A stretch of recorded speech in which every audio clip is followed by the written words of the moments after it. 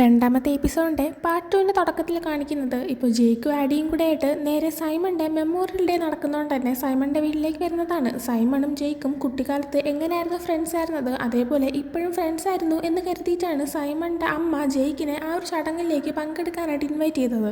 ആഡിക്ക് വരണമെന്ന് താല്പര്യം ഉണ്ടായിരുന്നില്ല, എന്നാൽ ജെയ്ക്ക് പറഞ്ഞതുകൊണ്ട് മാത്രമാണ് അവളിപ്പോൾ അവൻ്റെ കൂടെ വരുന്നത്. എന്നാൽ വരുന്ന സമയത്ത് പലരും ആഡിനെ കുറിച്ച് സംസാരിക്കുന്നത് ആഡി കേൾക്കുന്നുണ്ട്. ആഡി ജെയ്ക്കിനോട് പറയുന്നുണ്ട്, ഇവരിങ്ങനെ സംസാരിക്കുന്ന കേട്ടാത്തൊന്നും എൻ്റെ ലോക്കറിൽ നിന്ന് കിട്ടിയ ആ ഒരു സെറം കാരണമാണ് അവൻ മരിച്ചതെന്ന്. എന്നാൽ ആക്ച്വലി അതൊരു പീനട്ട് ഓയിൽ അല്ല, അത് വേറൊരു മേക്കപ്പ് പ്രൊഡക്റ്റ് മാത്രമാണ്. ഇതെന്താണ് ഇവരാരും മനസ്സിലാക്കാത്തതെന്ന് അവൾ പറയുന്നുണ്ട്. ജെയ്ക്ക് ആ ടൈമിൽ നീ അങ്ങനെ വിചാരിക്കാനും വേണ്ട, അവരാണെങ്കിൽ അങ്ങനെ കാര്യമായിട്ടൊന്നും പറഞ്ഞായിരിക്കത്തില്ല എന്നൊക്കെ പറയുന്നുണ്ട്. എന്നിട്ട് അവളോട് എനിക്കൊരു കാര്യം ചോദിക്കാനുണ്ടെന്ന് ജെയ്ക്ക് പറയുന്നുണ്ട്.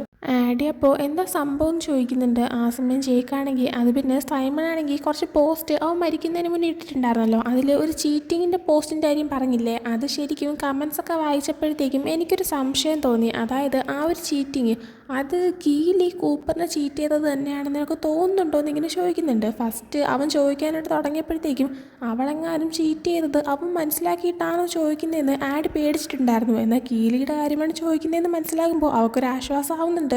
അവൾ തന്നിൽ നിന്ന് ആ ഒരു വിഷയം ഡൈവേർട്ട് ചെയ്ത് വിടാൻ വേണ്ടി തന്നെ ആയിരിക്കണം അതെ കീൽ ചീറ്റ് ചെയ്തതാണെന്ന് എനിക്ക് തോന്നുന്നുണ്ടെന്ന് പറയുന്നുണ്ട്. ജെയ്ക്കപ്പോൾ എങ്കിൽ പിന്നെ നമുക്കത് കൂപ്പറിനെ അറിയിക്കണ്ടേ, അവൻ്റെ ഗേൾ ഫ്രണ്ട് അവനെ ചീറ്റ് ചെയ്യുന്ന കാര്യം അവൻ അറിയേണ്ടതല്ലേ എന്ന് പറയുന്നുണ്ട്. ആ സമയം ആഡി ആണെങ്കിൽ അതൊന്നും വേണ്ടാന്ന് പറയുന്നുണ്ട്. എന്നാൽ ആ ടൈമിലാണ് അങ്ങോട്ടേക്ക് സൈമണിൻ്റെ അമ്മ വരുന്നത്. സൈമണിൻ്റെ അമ്മ ജെയ്ക്കിൻ്റെ അടുത്തേക്ക് വന്നിട്ട് സംസാരിക്കുന്നുണ്ട്. എന്നാൽ ആഡി സംസാരിക്കാനായിട്ട് നോക്കുമ്പോൾ അവരാണെങ്കിൽ കണ്ട ഭാവം പോലും നടിക്കുന്നില്ല, മനഃപൂർവ്വം ഒഴിവാക്കി വിടുന്നുണ്ട്. എന്നിട്ട് ജെയ്ക്കിനോട് ഇവർ പറയുന്നുണ്ട് നീ സൈമണിൻ്റെ റൂമിലോട്ട് പൊക്കോ, എന്നിട്ട് അവിടെ നിനക്ക് എന്തെങ്കിലും സാധനങ്ങൾ വേണമെങ്കിൽ നീ ഇത് എടുത്തോളാനായിട്ട്.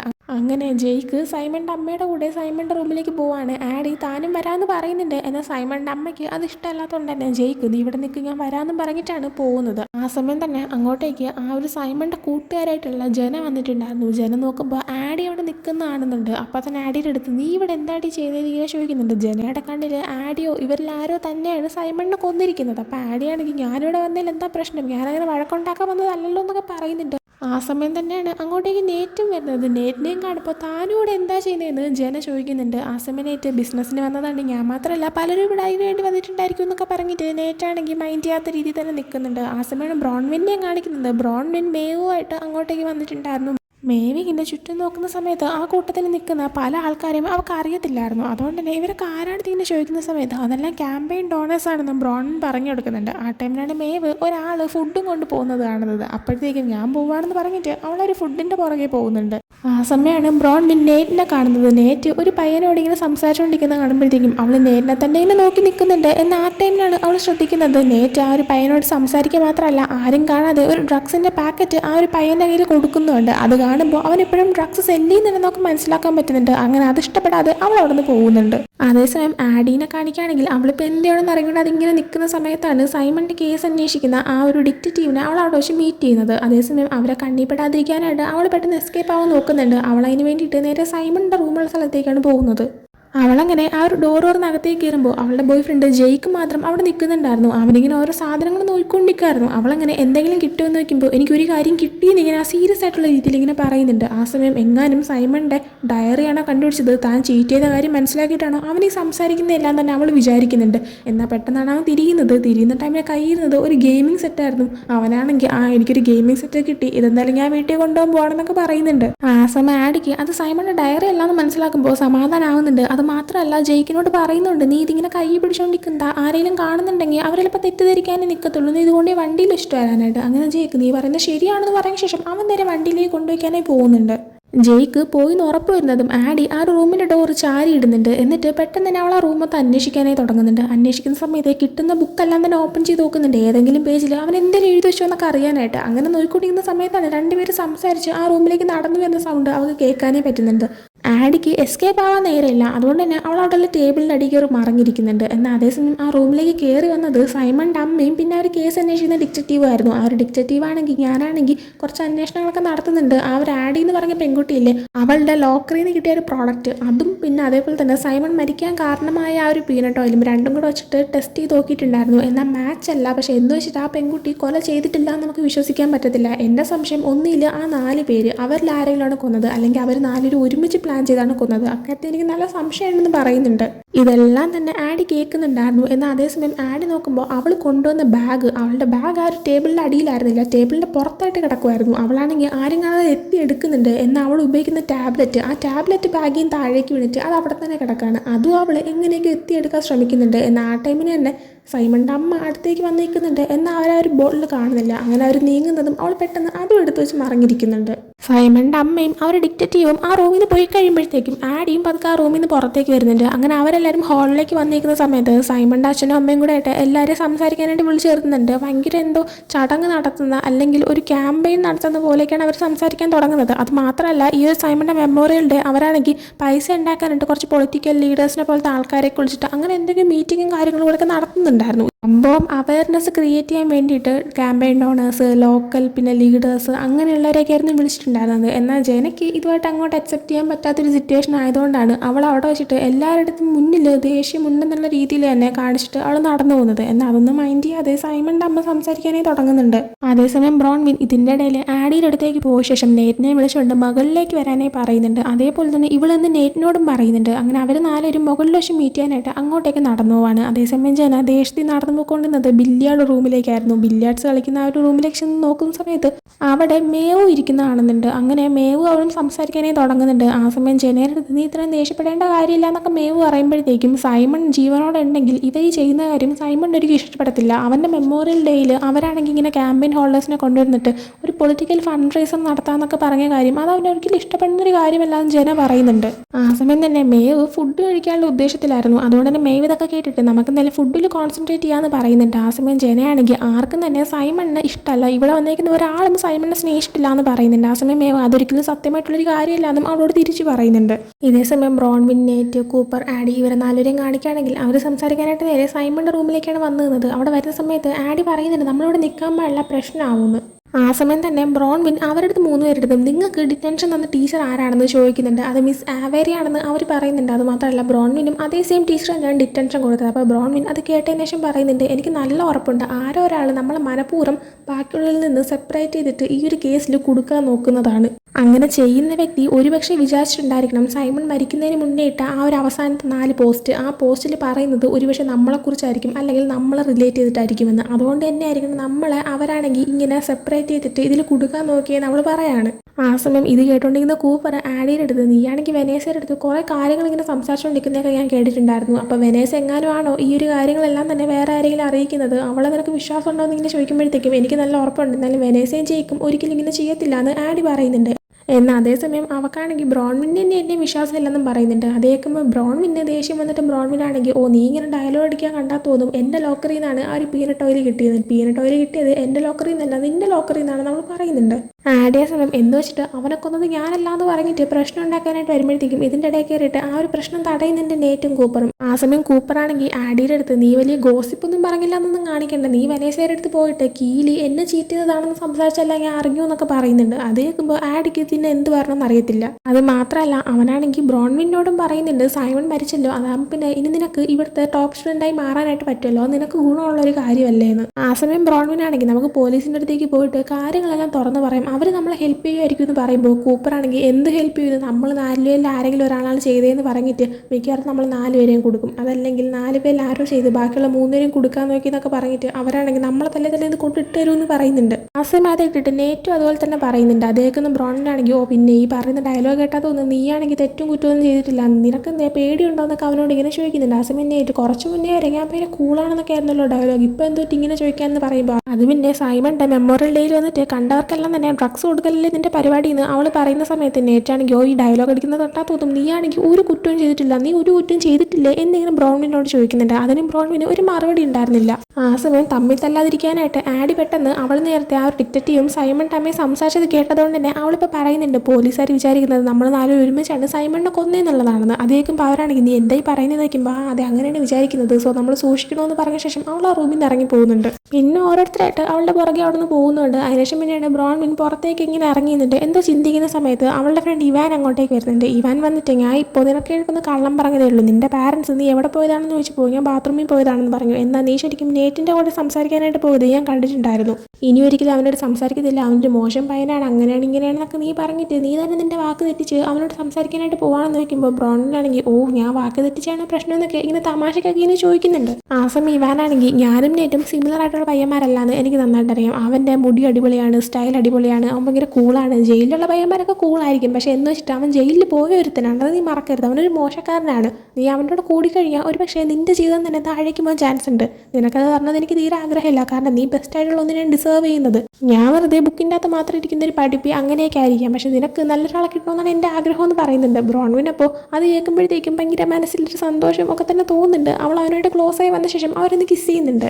അതിനുശേഷം കൂപ്പറിനെയും കീലിനെയും കാണിക്കുകയാണെങ്കിൽ ഇപ്പോൾ കീലി ചീറ്റ് ചെയ്തെന്നുള്ള കാര്യങ്ങളെല്ലാം തന്നെ ആടി പോയി പറഞ്ഞു നടക്കുന്നതുകൊണ്ട് തന്നെ ഇത് കൂപ്പർ അറിഞ്ഞിട്ടുണ്ടായിരുന്നു. അതായത് ജെയ്ക്ക് തന്നെ കൂപ്പറിനോട് പോയി സംസാരിക്കുക അങ്ങനെ എന്തോ ചെയ്തിട്ടുണ്ടായിരുന്നു. ആടിയാണെങ്കിൽ കൂപ്പറും ജെയ്ക്കും സംസാരിക്കുന്നത് കണ്ടിട്ടുണ്ടായിരുന്നു. ഇപ്പോൾ എന്തായാലും അങ്ങനെയൊക്കെ കേട്ടതുകൊണ്ട് തന്നെ കൂപ്പർ കീലിയുടെ അടുത്ത് നീ അങ്ങനെ എന്തെങ്കിലും ചെയ്തിട്ടുണ്ടായിരുന്നു എന്നിങ്ങനെ ചോദിക്കുന്ന സമയത്ത് കീലിയാണെങ്കിൽ നമ്മൾ രണ്ടുപേരും എഗ്രിമെൻറ്റിൽ ഇങ്ങനെ കപ്പറായിട്ടിരിക്കുന്ന കാര്യം നമുക്ക് രണ്ടുപേർക്കും അല്ലാതെ മറ്റാർക്കും അറിയത്തില്ല.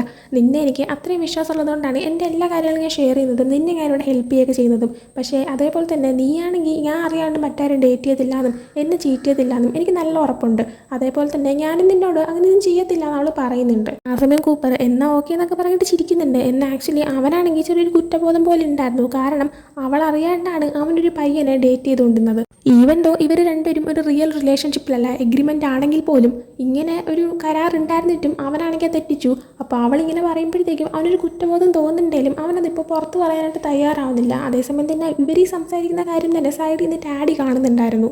ആഡി അതേസമയം അവളുടെ പുറകിലേക്ക് തിരിഞ്ഞു നോക്കുമ്പോൾ അവിടെ സൈമണിൻ്റെ ഒരു വലിയൊരു പിക്ചർ ഇരിക്കുന്നുണ്ടായിരുന്നു. അവളിങ്ങനെ അതും നോക്കിയിട്ട് ഒരു ഫ്ലാഷ് ബാക്ക് ചിന്തിക്കുന്നുണ്ട്. അവളുടെ ബോയ് ഫ്രണ്ട് ജയിക്കും ഒരു പാർട്ടിയിൽ പോയിരിക്കുന്ന സമയത്ത് അവർ രണ്ടുപേരും ഒരു സോഫയിൽ ഇരുന്ന് കിസ്സൊക്കെ ചെയ്തിരിക്കുന്ന സമയത്ത് വെനേസയും DJ എല്ലാം തന്നെ അങ്ങോട്ടേക്ക് കളിച്ചും ചിരിച്ചൊക്കെ വരുന്നുണ്ടായിരുന്നു. അതേസമയം തന്നെ ഇവള് നോക്കുന്ന ടൈമിന് സൈമൺ അതുവഴി പാസ് ചെയ്ത് പോകുന്നത് ഇവള് കാണുന്നുണ്ട്. അത് ജയിക്കും കണ്ടിട്ട് ഇവനിവിടെ എന്താ ചെയ്യുന്നത്, ഇവനെ ഞാൻ ഇവിടെ നിന്ന് പുറത്താക്കും എന്നൊക്കെ പറയുന്ന സമയത്ത് നീ പ്രശ്നം ഉണ്ടാക്കില്ല, നമുക്കത് പിന്നീട് സംസാരിക്കാം എന്നൊക്കെ പറയുന്നുണ്ട്. ആ സമയം വെനേസ ഇവരുടെ അടുത്തേക്ക് വരുന്നുണ്ട്. എന്നിട്ട് പറയുന്നുണ്ട് ഇവിടെ ഇരുന്ന് കിസ് ചെയ്യാണ്ട് വല്ല റൂമിലേക്ക് പോകാൻ നോക്ക്, ചുമ്മാ എന്തിനാ ഇവിടെ ഇരുന്നിട്ട് ബാക്കിയുള്ളവരെയും കൂടി ഇതൊക്കെ കാണിക്കുന്നത്, പിന്നെ നിങ്ങളുടെ റൂമിലോട്ട് ഇപ്പോൾ പോകണ്ട, നിങ്ങളുടെ റൂം ഞാനും DJയും ഇപ്പോൾ യൂസ് ചെയ്തിട്ടുള്ളൂ എന്ന് പറയുന്നുണ്ട്. അതേക്കും ബാഡി നീയും DJയും ഒരുമിച്ചാണോ എന്നിങ്ങനെ ചോദിക്കുമ്പോഴത്തേക്കും നീ എന്തിങ്ങനെ നോക്കുന്നത്, നമ്മൾ തമ്മിൽ ലവ് ആണെന്ന് പറയുന്നുണ്ട്. അത് പറഞ്ഞിട്ട് വെനേസ ജയിക്കിനെ ഡ്രിങ്ക് ചെയ്യാനായിട്ട് വിളിച്ചുകൊണ്ട് പോകുന്നുണ്ട്. എന്നാൽ ഇപ്പം കേട്ട ഒരു കാര്യം അതാണെങ്കിൽ ആഡിക്ക് ഭയങ്കര ഷോക്കായിട്ടുള്ള കാര്യമായിരുന്നു. കാരണം ജയിക്ക് അറിയാണ്ട് TJയും അവളും ഇൻറ്റിമേറ്റ് ആയിട്ടുണ്ട്. ഒരുപക്ഷെ അവൾക്ക് ടീച്ചറുടെ എന്തെങ്കിലും തോന്നിയിട്ടുണ്ടായിരിക്കാം, അതുകൊണ്ടായിരിക്കും TJയും വെനേസ ഇപ്പോൾ ഒരുമിച്ചാണെന്ന് കേട്ടപ്പോൾ അവൾക്ക് ഷോക്ക് തോന്നിയത്. എന്തായാലും ആ ഒരു ഷോക്കിൽ അവൾ അവളുടെ മെഡിസിൻ കഴിക്കാനായിട്ട് എടുക്കുന്നുണ്ട്. പെട്ടെന്ന് ആ ഒരു ബോട്ടിൽ നിന്ന് കുറേ ടാബ്ലറ്റ്സ് താഴേക്ക് വീണ് പോകുന്നുണ്ട്.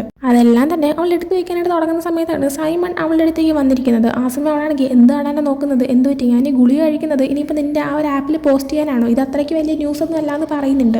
ആ സമയം സൈമൺ അത് ശരിയാണ്, ഇത് വലിയ ന്യൂസ് ഒന്നും അല്ല, കാരണം ഇതിനേക്കാളും ഇൻട്രസ്റ്റിംഗ് ആയിട്ട് വേറെ ന്യൂസ് ഉണ്ടല്ലോ, ജയിക്ക് അറിയാണ്ട് നീയും ടീച്ചറും ഇൻറ്റിമേറ്റ് ആയ കാര്യം, അതല്ലേ ഏറ്റവും വലിയ ന്യൂസ് എന്നിങ്ങനെ പറയുന്നുണ്ട്. അത് കേൾക്കുമ്പോഴത്തേക്കും അവളൊന്ന് ഷോക്ക് ആവുന്നുണ്ട്. എന്നാൽ സൈമൺ പറയുന്നുണ്ട് പേടിക്കണ്ട, ഇതെന്തായാലും ഞാൻ എൻ്റെ ആപ്പിൽ പോസ്റ്റ് ചെയ്തില്ല, ഇതൊരു സർപ്രൈസ് ആയിട്ട് തന്നെ ഇരിക്കട്ടെ എന്ന് പറയുന്നുണ്ട്. അങ്ങനെ അത് കാണിച്ചിട്ട് പ്രസന്റിലേക്ക് വരുന്ന ടൈമിന് ഈ ഒരു കാര്യം ഇങ്ങനെ ചിന്തിച്ച് കഴിയുമ്പോൾ ആഡിയാണെങ്കിൽ സൈമണിൻ്റെ ആ ഒരു ഫോട്ടോയിലേക്ക് നോക്കിയിട്ട് വൃത്തിയട്ടവൻ എന്നിങ്ങനെ പറഞ്ഞിട്ട് നടന്നു പോകാനായി തുടങ്ങുന്നുണ്ട്. എന്നാൽ ആ ടൈമിലാണ് ജയിക്ക് വന്നിട്ട് നമുക്ക് പോയാലോ എന്നിങ്ങനെ ചോദിക്കുന്നത്. ആഡിയ സമയത്ത് ഓക്കെ എന്നൊക്കെ പറയുന്നുണ്ട്. ജയിക്ക് അപ്പോൾ നീ ഇങ്ങനെ വിയേർഡായിട്ട് പെരുമാറുന്നേ നോക്കിയാണ് ആഡിയ സമയത്ത് പറയുന്നുണ്ട്. അത് പിന്നെ സൈമൺ മരിച്ചതിന് ശേഷം നടക്കുന്ന കാര്യങ്ങൾ എന്താണെന്ന് നിനക്ക് നന്നായിട്ട് അറിയാമല്ലോ, എനിക്കിങ്ങനെ പെരുമാറേണ്ടി വന്നു പോകുന്നതാണെന്ന് പറയുന്ന സമയത്ത് സൈമൺ മരിച്ചതിന് ശേഷമല്ല, അതിന് മുന്നേ തന്നെ നീ വിയേർഡായിട്ട് പെരുമാറി തുടങ്ങി ഞാൻ കണ്ടിട്ടുണ്ടായിരുന്നു. സത്യത്തിൽ എന്താണ് സംഭവിക്കുന്നത്, സത്യം പറഞ്ഞാൽ കീലി കൂപ്പറിനെ ചീറ്റ് ചെയ്തു നീ പറയുക കാര്യം അത് നീ ഉണ്ടാക്കി പറഞ്ഞ ഒന്നല്ലേ, ഞാൻ കൂപ്പറിനോട് സംസാരിച്ചായിരുന്നു, നീ എന്തിനാണ് ഉണ്ടാക്കി പറഞ്ഞത്, നീ കള്ളം പറയുന്നതാണ് എനിക്ക് ഏറ്റവും ഇഷ്ടപ്പെടാത്തൊരു കാര്യമെന്ന് പറയുന്നുണ്ട്.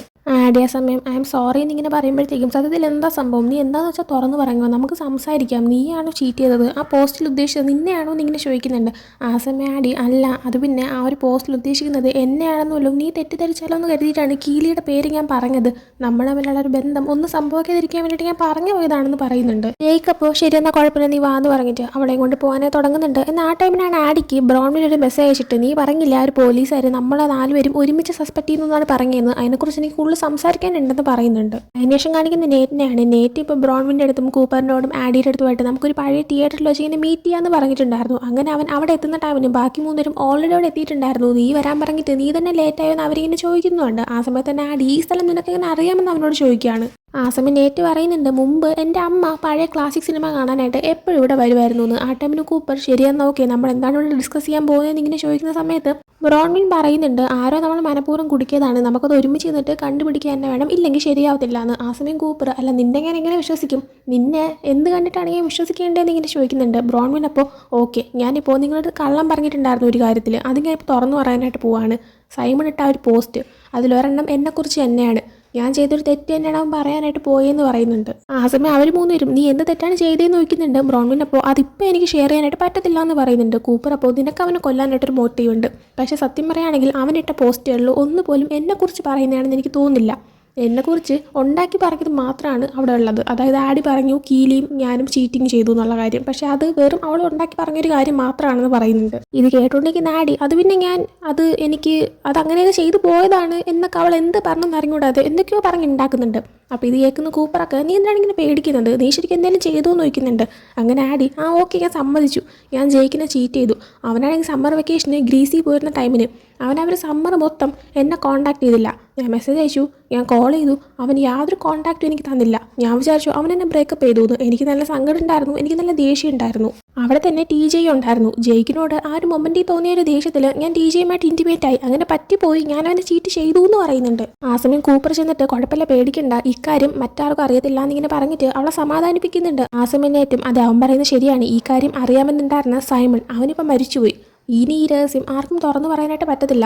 സോ സൈമണെ കൊല്ലാനായിട്ട് നിനക്കൊരു മോട്ടീവ് ഉണ്ടെന്ന് ആർക്കും തന്നെ തോന്നത്തില്ല, കാരണം ഇക്കാര്യം ആർക്കും അറിയത്തില്ല എന്നിങ്ങനെ പറയുന്നുണ്ട്. അതേസമയം തന്നെ ബ്രോൺവിൻ ആഡിയുടെ അടുത്ത് നീ നേരത്തെ പറഞ്ഞിട്ടുണ്ടായിരുന്നില്ലേ പോലീസുകാർ നമ്മൾ നാലൊരു ഒരുമിച്ചാണ് സസ്പെക്ട് ചെയ്യുന്നതെന്ന്, അതെങ്ങനെ നിനക്ക് ഉറപ്പിച്ച് പറയാൻ പറ്റുമെന്ന് ഇങ്ങനെ ചോദിക്കുമ്പോൾ അത് പിന്നെ ആ ഒരു ഡിറ്റക്റ്റീവ് സൈമണിൻ്റെ അമ്മയോട് സംസാരിക്കുന്നത് ഞാൻ കേട്ടിട്ടുണ്ടായിരുന്നു, അവർ കിച്ചണിൽ വെച്ച് സംസാരിക്കുന്നത് ഞാൻ കേട്ടായിരുന്നു എന്നിങ്ങനെ പറയുന്നുണ്ട്. അവർ ബെഡ്റൂമിൽ വെച്ചാണ് സംസാരിച്ചത് എന്നാൽ അവളത് പറയുന്നില്ല, കാരണം അങ്ങനെ പറഞ്ഞു കഴിഞ്ഞാൽ ഇവൾ ഒളുങ്ങി കേൾക്കുമായിരുന്നു പോലും, അല്ലെങ്കിൽ അവൾ ആ സൈമണിൻ്റെ റൂമിൽ എന്താണ് ചെയ്തുകൊണ്ടിരുന്നതെന്നും ഇവർ ചോദിക്കാൻ ചാൻസ് ഉണ്ട്. ഇവർക്ക് 4 പേർക്കിടയിൽ വന്ന മറ്റൊരു സംശയം കൂടെ ആയിരുന്നു, ഇവർക്ക് 4 പേർക്ക് ഡിറ്റൻഷൻ കൊടുത്ത് ഒരേ ടീച്ചറാണ് മിസ് ആവരി. സോ ആവരി ആയിരിക്കും ഈ ഒരു കാര്യങ്ങൾക്ക് പിന്നിൽ, അവരായിരിക്കും ഈ ലാപ്ടോപ്പ് എടുത്തേന്നു. എന്നാൽ കൂപ്പർ ആണെങ്കിൽ അവരങ്ങനെ ചെയ്യാൻ ചാൻസ് ഉണ്ടോ, എനിക്ക് സംശയം ഉണ്ടെന്ന് പറയുന്നുണ്ട്. റോൺവിനപ്പോൾ ഇങ്ങനെ ചെയ്യുന്ന ഒരാൾ ഉറപ്പായിട്ടും സൈമണിനെ വെറുക്കുന്ന ഒരാളാണ്. അത് മാത്രമല്ല നമ്മളെ ഇങ്ങനെ ടാർഗറ്റ് ചെയ്യണമെങ്കിൽ ആ ആൾക്ക് നമ്മുടെ അടുത്തും ദേഷ്യം കാണുമല്ലോ എന്നിങ്ങനെ പറയുന്നുണ്ട്. അതിനുശേഷം പിന്നീട് കാണിക്കുന്ന കൂപ്പറിനെയാണ്. അവനിപ്പോൾ ക്രിസിനെ മീറ്റ് ചെയ്യാനായിട്ട് പോകുന്നുണ്ട്. എന്ന് ചെല്ലുമ്പോൾ ക്രിസ് ആണെങ്കിൽ ഇവൻ്റെ സംസാരിക്കാനൊന്നും നിന്നും കൊടുക്കുന്നില്ല. എന്നാൽ കൂപ്പർ ഞാൻ ജസ്റ്റ് ഒന്ന് എക്സ്പ്ലെയിൻ ചെയ്തോട്ടെ എന്ന് പറഞ്ഞിട്ട് ക്രിസിനോട് പറയുന്നുണ്ട്, നമ്മൾ ഫസ്റ്റ് മീറ്റ് ചെയ്തപ്പോൾ ജസ്റ്റ് ഒരു 1 നൈറ്റ് സ്റ്റാൻഡ് ആയിരിക്കും എന്ന് ഞാൻ വിചാരിച്ചത്, അതുകൊണ്ടാണ് ഞാൻ സത്യം പറയാതെ ഞാൻ കോളേജിലാണ് നിന്നോട് പറഞ്ഞതെന്ന് പറയുന്നുണ്ട്. ക്രിസ് ആ ടൈമിന് നീ സ്കൂളിൽ പഠിക്കുന്നതല്ല എൻ്റെ വിഷയം, നീ എന്നോട് കള്ളം പറഞ്ഞതാണ് എനിക്ക് പ്രശ്നം തോന്നിയത്, നീ എന്നോട് കള്ളം പറയേണ്ട ആവശ്യം ഉണ്ടായിരുന്നില്ല, കാരണം ഇത് ഞാൻ മൈൻഡ് ചെയ്യുന്നൊരു കാര്യമേ അല്ല എന്ന് പറയുന്നുണ്ട്. ആ സമയം Cooper I am really sorry, അത് പിന്നെ ഞാൻ വിചാരിച്ചു നിനക്കത് ചിലപ്പോൾ അക്സെപ്റ്റ് ചെയ്യാൻ പറ്റാത്തൊരു കാര്യമായിരിക്കും, അതുകൊണ്ട് ഞാൻ പറഞ്ഞു പോയതാണെന്ന് പറയുന്നുണ്ട്. ക്രിസ് ആ ടൈമിന് കുഴപ്പമില്ല വിട്ടേക്ക്, നമുക്ക് ഒന്നേ നല്ല സ്റ്റാർട്ട് ചെയ്യാമെന്ന് പറയുന്നുണ്ട്. എന്നിട്ട് ക്രിസ് അവന് സ്വയം ഇൻട്രൊഡ്യൂസ് ചെയ്യാണ്, എൻ്റെ പേര് ക്രിസ്, എനിക്ക് 18 വയസ്സായി, ഞാൻ കോളേജിൽ ഫസ്റ്റ് ഇയർ പഠിക്കുകയാണെന്ന് പറയുന്നുണ്ട്.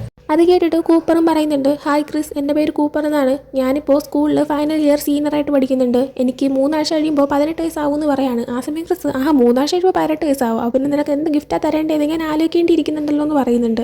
അതിനുശേഷം കാണിക്കുന്ന ആഡീനെയാണ്. ആഡി ഇപ്പോൾ അവളുടെ വീട്ടിൽ ഇരിക്കുന്ന സമയത്ത് ജയിക്കുമായിട്ടൊരു വീഡിയോ കോളിലിരിക്കുകയാണ്. അവനുമായിട്ട് അങ്ങനെ വിശേഷങ്ങളൊക്കെ സംസാരിച്ചുകൊണ്ടിരിക്കുന്ന ടൈമിനാണ് എബൌട്ട് ദാറ്റ് ആപ്പിൽ ഒരു പുതിയ പോസ്റ്റ് വന്നെന്ന് പറഞ്ഞിട്ട് നോട്ടിഫിക്കേഷൻ വരുന്നത്. അത് കാണുമ്പോൾ തന്നെ ഇവർക്ക് പേടിയാവുന്നുണ്ട്. അതുകൊണ്ട് അവൾ ജയിക്കിനോട് ശരി എന്തെങ്കിലും ബൈ ഗുഡ് നൈറ്റ് എന്നൊക്കെ പറഞ്ഞിട്ട് കോൾ കട്ട് ചെയ്തിട്ട് ആ പോസ്റ്റ് എന്താണെന്ന് അവൾ എടുത്ത് നോക്കുന്നുണ്ട്. ആ പോസ്റ്റിൽ പറഞ്ഞിരുന്നത്, എനിക്കറിയാം സൈമൺ മരിക്കുന്നതിന് മുന്നേ ഇട്ട പോസ്റ്റുകൾ, അതിൽ നിന്ന് എന്താണ് ശരിക്കും നടക്കുന്നതെന്ന് അറിയണമെന്ന് നിങ്ങൾക്ക് എല്ലാവർക്കും ആഗ്രഹം ഉണ്ടായിരുന്നു. സൈമൺ ജസ്റ്റ് ഒരു ക്ലൂ മാത്രം തന്നിട്ട് അങ്ങ് പോയി കളഞ്ഞു. നിങ്ങൾക്ക് എല്ലാവർക്കും അതിൽ വിഷമമുണ്ടെന്നും കാര്യങ്ങൾ മനസ്സിലാക്കാൻ പറ്റാത്തതിൽ സങ്കടം ഉണ്ടെന്നൊക്കെ എനിക്കറിയാം. പക്ഷേ ഞാൻ സൈമണെ പോലെയല്ല, നിങ്ങൾക്ക് അറിയേണ്ട കാര്യങ്ങളെല്ലാം തന്നെ ഞാൻ കൃത്യമായിട്ട് നിങ്ങളെ അറിയിച്ചിരിക്കും. എന്താണ് നടക്കുന്നതെന്ന് അറിയാൻ ആഡിയും ഭയങ്കര വെയിറ്റിംഗ് ആയിരിക്കും. കാരണം ഇക്കഴിഞ്ഞ സമ്മർ വെക്കേഷനിൽ ജയ്ക്ക് ഗ്രീസിൽ പോരുന്ന ടൈമിന് അവൻ പോയി ഒരാഴ്ച കഴിഞ്ഞപ്പോഴത്തേക്കും അവൾക്ക് ടൈം സ്പെൻഡ് ചെയ്യാൻ അവൾ പുതിയൊരു പയ്യനെ കണ്ടുപിടിച്ചു. എന്തേ ആ സസ്പെൻസ് അല്ല അടിപൊളിയല്ലേ, എന്താണ് സംഭവിക്കുന്നത് അറിയാൻ നിങ്ങൾക്ക് ആഗ്രഹമില്ലേ എന്നിങ്ങനെ ചോദിക്കുന്നുണ്ട്. ഇത്രയും കാര്യങ്ങളായിരുന്നു ആ ഒരു പോസ്റ്റിൽ പറഞ്ഞിട്ടുണ്ടായിരുന്നത്. എന്തായാലും ഇതോടുകൂടി ആഡിയുടെ രഹസ്യം, അതായത് ആഡി ചീറ്റ് ചെയ്തു എന്നുള്ള കാര്യം എന്തായാലും പുറത്തു വന്നിരിക്കുകയാണ്. അത് മാത്രമല്ല ഈ ഒരു പോസ്റ്റ് ഇട്ട കാര്യം ഇപ്പോൾ ആഡി മാത്രമല്ല ബ്രോൺവിനും കണ്ടിരിക്കുകയാണ്. അവളിങ്ങനെ അതും വായിച്ചുകൊണ്ട് അവളുടെ റൂമിലേക്ക് കയറി പോകുന്ന സമയത്താണ് നമുക്ക് മറ്റൊരു ട്വിസ്റ്റ് കാണിക്കുന്നത്. ബ്രോൺവിൻ്റെ അനിയത്തി മേവ് അവളുടെ റൂമിൽ ഇരിക്കുന്നുണ്ട്. എന്നാൽ അവളുടെ കയ്യിൽ സൈമണിൻ്റെ ലാപ്ടോപ്പും ഉണ്ട്. സോ ഇതിൽ നിന്ന് തന്നെ മനസ്സിലാക്കാം ബ്രോൺവിൻ്റെ കയ്യിൽ നിന്ന് ആ ഒരു ലാപ്ടോപ്പ് തട്ടിയെടുത്തത് അത് മേവാണ്. ഒരുപക്ഷെ ആ ഒരു എബൌട്ട് ദാറ്റ് ആപ്പിൽ ഈ പോസ്റ്റൊക്കെ ഇടുന്നതും മേവ് തന്നെ ആയിരിക്കാം. എന്തായാലും ഇതും കാണിച്ചിട്ടാണ് ഈ ഒരു എപ്പിസോഡ് ഇവിടെ എൻഡ് ആവുന്നത്. സോ ഒരു എപ്പിസോഡ് നിങ്ങൾക്ക് ഇഷ്ടപ്പെട്ടിട്ടുണ്ടെങ്കിൽ ലൈക്ക് ചെയ്യുക, ഷെയർ, സബ്സ്ക്രൈബ് ചെയ്യുക. പുതിയ വീഡിയോ വരുന്നതുവരെ ബൈ ഫ്രം ഡ്രാമ ഡിക്കോ ഡയറീസ്.